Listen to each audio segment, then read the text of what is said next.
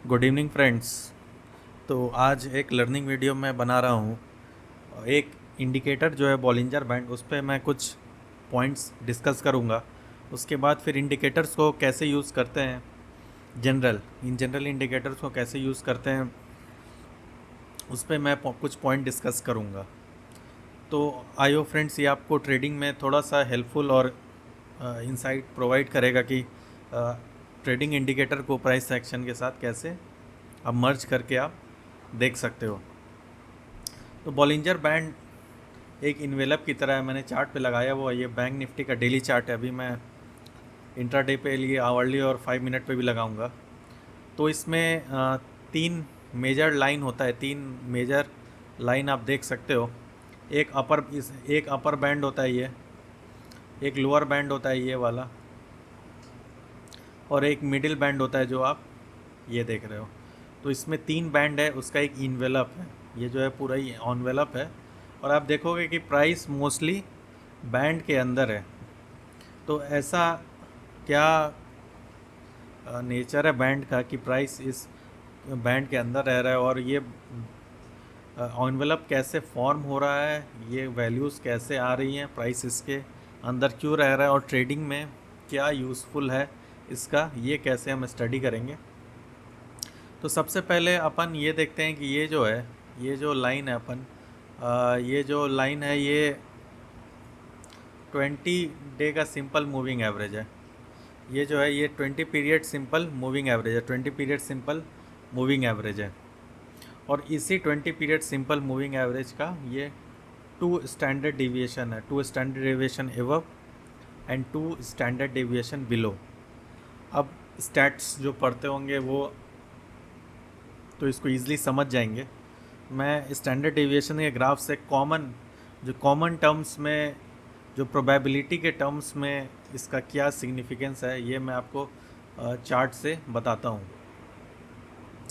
तो ये जो स्टैट्स अभी कभी पढ़ा होगा आपने कि जो भी मीन है वो यहाँ वहाँ पे मीन है 20 SMA सिंपल मूविंग एवरेज, जो बीच का लाइन है वो मीन है। ये कहता है, ये स्टैंडर्ड डेविएशन का कर्व ये इंडिकेट करता है कि अगर two standard deviation plus minus में 95% ऑफ टाइम्स जो है, कोई भी मीन जो भी है 95% of the times plus minus two standard deviation के बीच में ही वैल्यू रहेगा।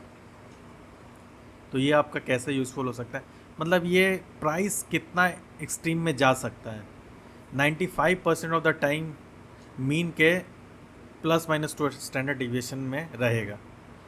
ये इन्फॉर्मेशन अपन को मिल गया, मतलब प्राइस जो है एक एक्सट्रीमिटी 95% प्रोबेबिलिटी के साथ आप कह सकते हो कि एक्सट्रीमिटी में प्राइस कितना रहेगा।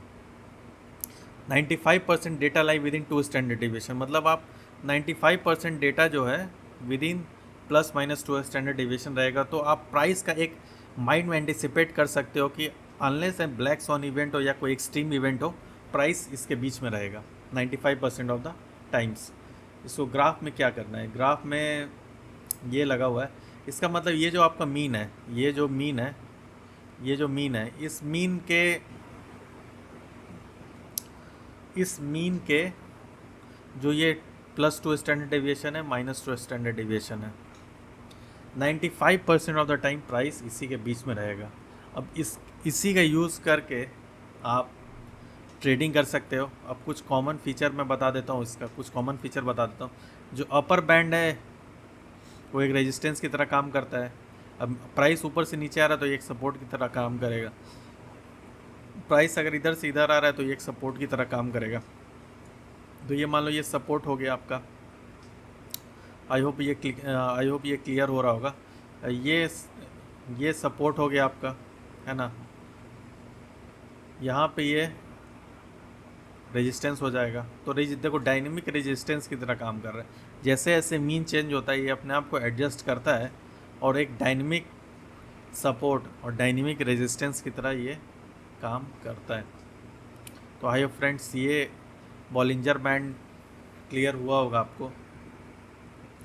अब थोड़ा सा डिस्कस करते हैं कि आप ट्रेडिंग में कहाँ यूज़फुल होता है। जैसे अब देखो 95% ऑफ द टाइम प्राइस जो है अंदर रहता है बैंड के, यहाँ पे प्राइस बैंड के बाहर हो गया, तो ये कुछ एक्सट्रीम इवेंट था। यहाँ आधा बाहर है, यहाँ पे भी आधा बाहर है, यहाँ पे ऑलमोस्ट बाहर ही है, ठीक है, और यहाँ पे भी बाहर है।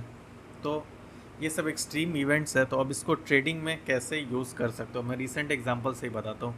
जैसे ही बैंड अपर रीजन में अप्रोच करता है, मतलब एक रेजिस्टेंस की तरह काम कर रहा है, यहाँ पे फिर आप प्राइस एक्शन तो अल्टीमेट है, प्राइस एक्शन सेटअप देखो या कोई सेटअप देखो, अगर उसमें कुछ सेल का सिग्नल आ रहा है तो यहाँ पे बेटर सेल का अपॉर्चुनिटी मिल सकता है। सिमिलरली यहाँ पे आप सेल कर सकते हो, यहाँ पे आप सेल कर सकते हो, यहाँ पे आप सेल कर सकते हो, और नीचे अगर मिलेगा तो सपोर्ट की तरह ट्राई कर सकते हो, यहाँ पर सपोर्ट की तरह ट्राई कर सकते हो, यहाँ कर सकते हो, यहाँ पर सपोर्ट की तरह ट्राई कर सकते हो। तो इस तरह से अपन देखते हैं। और जैसे मान लो इसको थोड़ा लोअर टाइम फ्रेम में ले जाओ, 1 आवर में। अब जैसे डेली का है तो डेली का ये सपोर्ट की तरह काम कर सकता है, वीकली में भी कर सकता है, आवरली में जाओगे तो वो भी कर सकता है।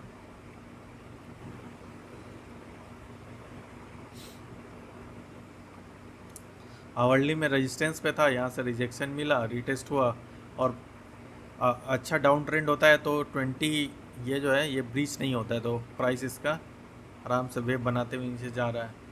तो इस तरह से डायनेमिक सपोर्ट और रेजिस्टेंस जो है, डायनेमिक सपोर्ट और रेजिस्टेंस वो कैसे यूज़ करना है वो आप बॉलिंजर बैंड से थोड़ा बेटर वे में समझ सकते हो, थोड़ा बेटर वे में समझ सकते हो। अभी क्या हो रहा है, अभी प्राइस जो है कंसोलिडेट कर रहा है, प्राइस जो है कंसोलिडेट कर रहा है, यहाँ पे सपोर्ट लिया, लोअर बैंड सपोर्ट होता है, यहाँ सपोर्ट लेके प्राइस साइडवेज हो गया है, प्राइस साइडवेज हो गया बट मीन से अभी दूर हो गया है, तो अपवर्ड डाउनवर्ड दोनों भी पोटेंशियल है। प्लस अब प्राइस एक्शन देखो, यहाँ पे लगभग ये इनसाइड कैंडल बना हुआ है, 1 2 3 4 आवर का इनसाइड कैंडल एक्सपायरी डे में। तो जिस साइड भी निकला प्राइस एक्शन को कंबाइन के सपोर्ट से, अगर यहाँ से निकलेगा तो मे बी यहाँ तक जा सकता है, यहाँ से निकलेगा तो मे बी लोअर बैंड तक आ सकता है। तो इस तरह से प्राइस एक्शन सेटअप को थोड़ा मिला के, प्राइस एक्शन सेटअप थोड़ा मिला के उस हिसाब से फिर ट्रेडिंग करना है। अब प्राइस एक्शन फिर नहीं मिला तो फिर कुछ भी नहीं कर सकते हैं। तो है कि किसी भी चीज़ को आइसोलेशन में ट्रेड नहीं करना है। अब ये भी हो सकता है जैसे यहाँ हुआ, प्राइस कंसोलिडेट किया, फिर मीन के पास आके रिजेक्ट हुआ, यहाँ भी ये चीज़ हो सकता है, यहाँ कंसोलिडेट करे कुछ 2-3 घंटा और फिर यहाँ पे ऐसे करके यहाँ आके यहाँ से रिजेक्ट हो जाए।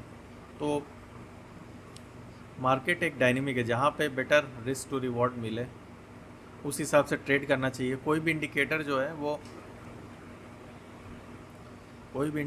है वो आपको परफेक्ट एंट्री या परफेक्ट एग्जिट नहीं दे सकता है, कोई भी इंडिकेटर आपको परफेक्ट ट्रेडिंग नहीं बता सकता है।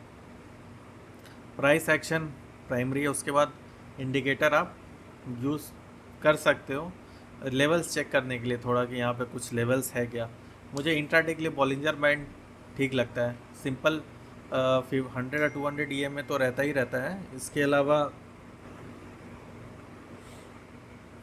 अलावा बॉलिंजर बैंड भी एक अच्छा इंडिकेटर है जो डायनेमिक सपोर्ट और रेजिस्टेंस आपको बताता है। तो अभी पॉसिबिलिटी क्या है, अब पता नहीं क्या होगा, पॉसिबिलिटी है थोड़ा और टाइम पास करे, या है यहाँ पे ऐसा करेगा, यहाँ जा सकता है, ये भी एक पॉसिबिलिटी है, या ऊपर भी निकल सकता है, ये भी पॉसिबिलिटी, लेकिन ऊपर जाने में बहुत रेजिस्टेंस है। तो वेट एंड वॉच करो, अब नेक्स्ट ट्रेडिंग सेशन का इंतज़ार करो। मार्केट जो है वो बहुत डायनेमिक है, तो हमेशा चेंज होते रहता है। पॉसिबिलिटीज़ पे वर्क करने का ट्राई करो, और पॉसिबिलिटी जैसे यहाँ हुआ बाइंग सेटअप में क्या हुआ, वेट किया या कंसोलिडेट किया, मिडिल बैंड के पास आया तो फिर ब्रेकआउट दिया। तो इस तरह से ये इसको कहते हैं टाइम करेक्शन हुआ। तो अब थोड़ा सा दिमाग लगा के देखने ट्राई करो कि कैसे क्या होता है। तो आइए फ्रेंड्स, बॉलिंजर बैंड का ये वीडियो आपको पसंद आया होगा, पसंद आए तो लाइक और सब्सक्राइब ज़रूर कीजिएगा। Thank you so much.